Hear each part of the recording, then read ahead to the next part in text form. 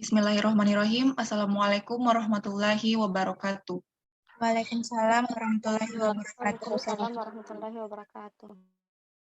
Kami dari kelompok 1 akan mempresentasikan hasil kerja kami dari bab 1, yaitu komunikasi antar budaya, yang beranggotakan Saripa binti Suwardi, Nailah Fadila, Siti Fatimah Miswa Zahra, Muhammad Adnan, Suci Ramadhani Mahmud, Nadia Harun, Nur Asmi Lutfia, dan Tri Setiawan.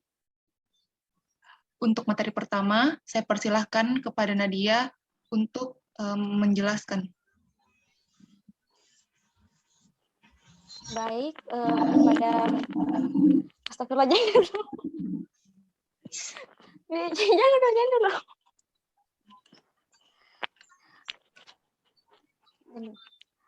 Pengertian komunikasi dan komunikasi antar budaya. Apa itu komunikasi? Komunikasi merupakan pertukaran pesan-pesan secara tertulis dan lisan melalui percakapan atau bahkan melalui penggambaran yang diimajiner. Selanjutnya,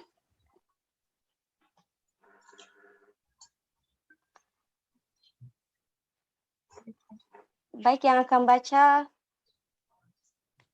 teman saya. Oke. Apa itu komunikasi antar budaya atau intercultural communication? Yaitu proses pertukaran pikiran dan makna antara orang-orang berbeda budaya. Juga merupakan pertukaran makna yang berbentuk simbol yang dilakukan dua orang yang berbeda latar belakang budayanya. Apabila komunikasi terjadi antara orang-orang berbeda bangsa, kelompok ras, atau komunikasi bahasa, maka itulah komunikasi antar budaya. Nah, ada juga yang mengatakan bahwa komunikasi antar budaya itu adalah intercultural communication, generally refers face-to-face interaction among people of diverse cultural. Oke, yang menandakan komunikasi antar budaya adalah bahwa sumber dan penerima pesannya adalah anggota suatu budaya yang lain. Sumber anggota budayanya yang lainnya. Nah, pada dasarnya untuk membandingkan budaya-budaya misalnya suatu bentuk penggunaan bahasa, akan tetapi jika fokusnya adalah interaksi yang berlangsung di antara anggota-anggota budaya berbeda, maka itu adalah komunikasi antar budaya. Pada komunikasi antar budaya ini dasarnya mengkaji bagaimana budaya berpengaruh terhadap aktivitas komunikasi. Apa makna pesan verbal dan nonverbal menurut budaya bersangkutan. Apa yang layak dikomunikasikan, bagaimana cara mengkomunikasikannya. Apakah secara verbal, nonverbal, ataupun keduanya. Dan di mana dan kapan mengkomunikasikannya. Contohnya komunikasi antar budaya ini adalah guru dan polisi, orang Indonesia dengan orang Malaysia. Next slide.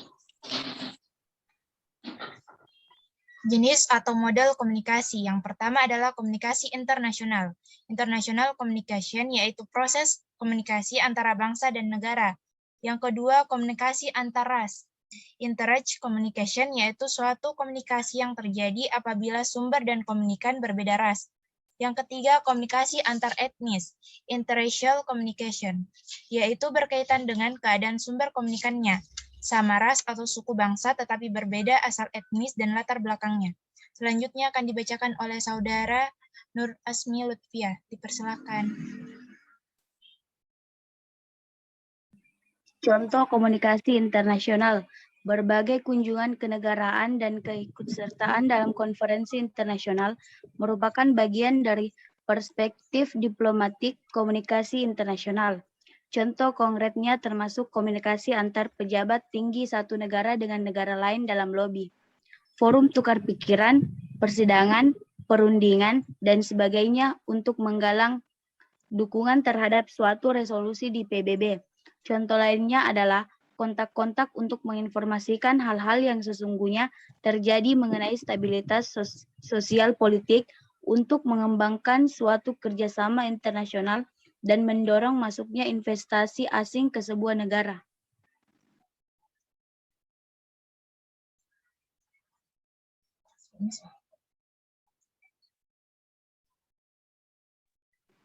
Bentuk komunikasi antar budaya.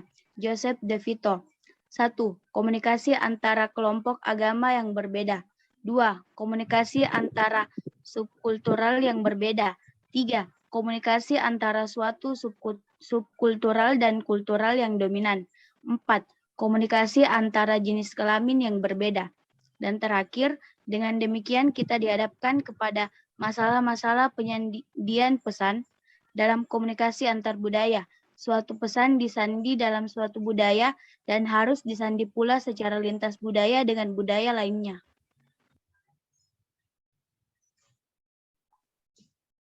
Baiklah, itulah pemaparan materi dari kami kelompok 1. Kurang dan lebihnya mohon dimaafkan.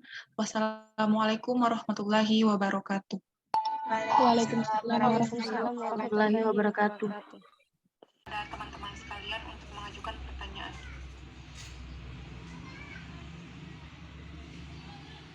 Saya batasi hanya sampai 3 pertanyaan saja. Saya persilahkan.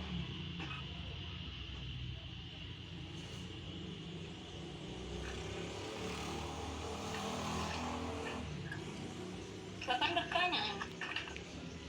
Tadi materinya. Siapa tahu teman-teman ada yang